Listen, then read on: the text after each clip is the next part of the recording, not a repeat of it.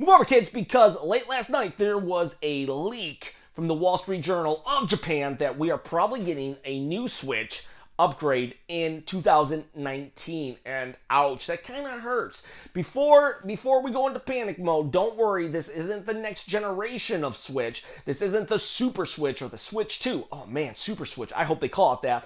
But yeah, we're not there yet. In fact, Nintendo even said they want to prolong this life cycle as long as possible, and to do so, they probably have to upgrade here and there. Now, it is still a scary thought though, because an upgrade, well, does that mean future games won't play on my current console? And no, that's probably not it. I don't know how this really works, but it's like, why did the PlayStation 4 upgrade to the PlayStation 4 Pro, and yet every game could still play on both? Spider-Man can still play on both, correct? So I don't really understand that concept, and yet it's a concept that everyone is doing, and it's a concept that Nintendo's actually done throughout their handheld life cycles. The Game Boy Advance with the Game Boy Advance SP, the SP even got an upgrade when they took the background and they put a light there so you could play in the dark, basically. The DS to the DSi, the 3DS to the 3DS XL, to the new 3DS XL, to the 2DS, which that one's a little bit weird to me as well.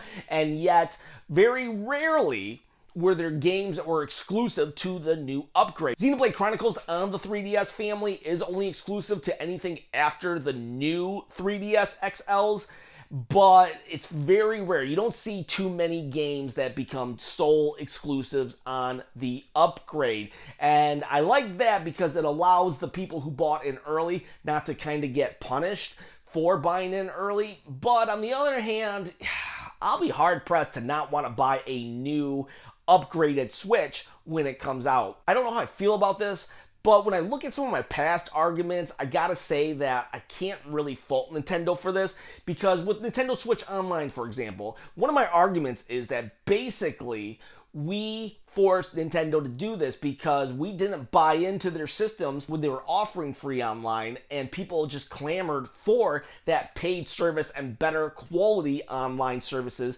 that they got with Xbox and PlayStation. People were willing to pay for it.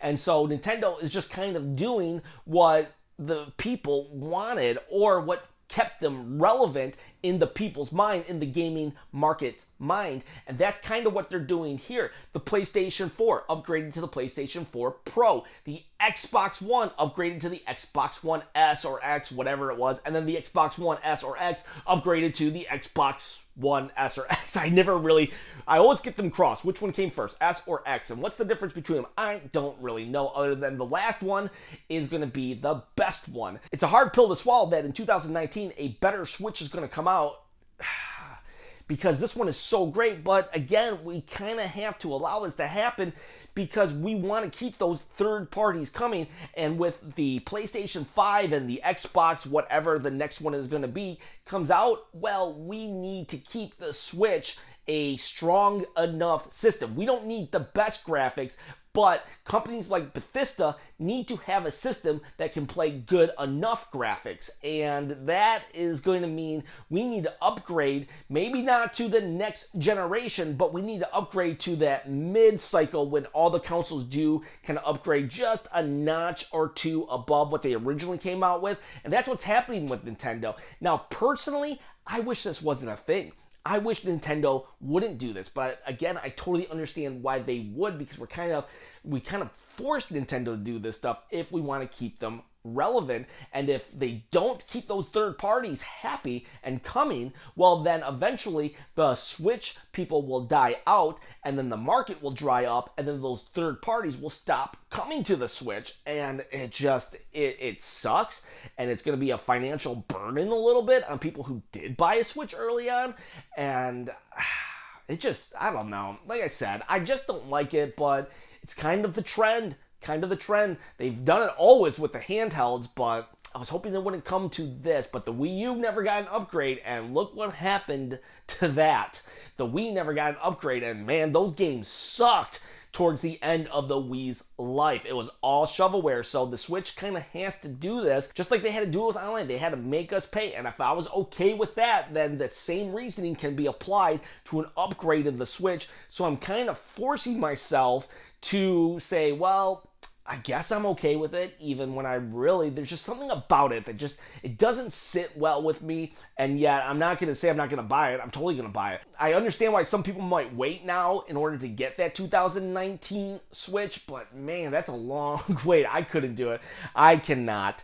I'm going to get the Smash Brothers Switch no matter what, but I can justify it because it's part of my Zelda collection, but in reality, I'd probably just do it anyways. So what are your thoughts on this? Comment below, let me know. I would love to know if you are a fan of this, because it just means that the third-party train is just going to keep chugging along, or is this like, you know what, Nintendo, you've crossed the line here. You shouldn't be doing this. I get it, you can follow some trends in the market, but you're still Nintendo, you shouldn't follow them all. Or is it just like a no-brainer, or are you just like, I don't care. I got my Switch. I'm happy with my day one Switch. I don't need to get another Switch. Let me know below. Tell me, what do you think? And also, please click the bell, hit subscribe, and thumbs up, thumbs down, and it's dangerous to go alone. Please share this video with a friend, and have a great day.